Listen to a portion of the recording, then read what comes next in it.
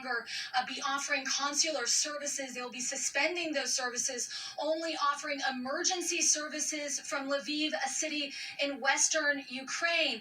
This, as U.S. citizens that we've been speaking to say they intend to stay in the country. We're speaking to Charlie Bonds, an American who arrived here some 13 days ago. He says he's staying in solidarity with Ukrainians. Take a listen.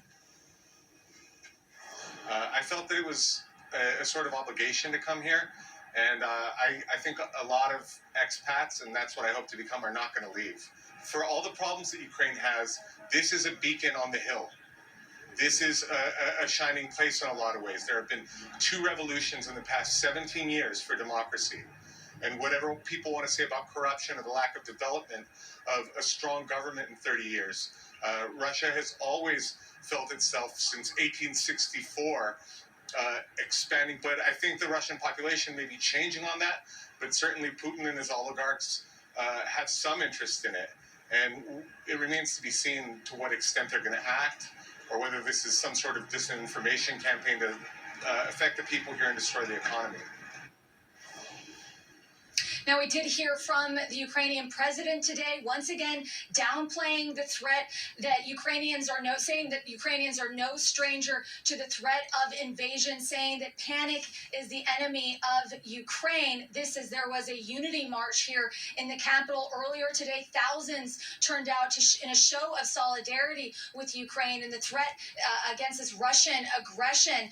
Other than that, though, it was pretty much business as usual here in Kyiv. It was a normal Saturday. People here are remaining calm, Alex. Okay, Erin McLaughlin, thank you for that report from Kyiv. We'll check back with you again later in the broadcast. Right now, let's bring in Illinois Congressman Mike Quigley, member of the Appropriations and Intelligence Committees, and Gary Locke, former U.S. Ambassador to China and former Commerce Secretary under the Obama administration. Gentlemen, welcome to you both.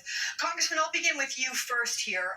What is the intelligence change that has prompted this heightened sense of alarm from the White House that's led them to insist this call with Vladimir Putin take place today instead of Monday?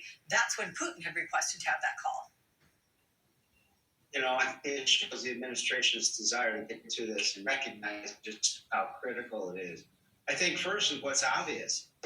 There isn't a de-escalation. There's continued military exercises in Belarus. There's naval exercises by an armada of Russian ships in the Black Sea. And as Mr. Sullivan referenced Friday, information gleaned from intelligence sources that give them the indication that there might be another false flag and that the invasion could be imminent.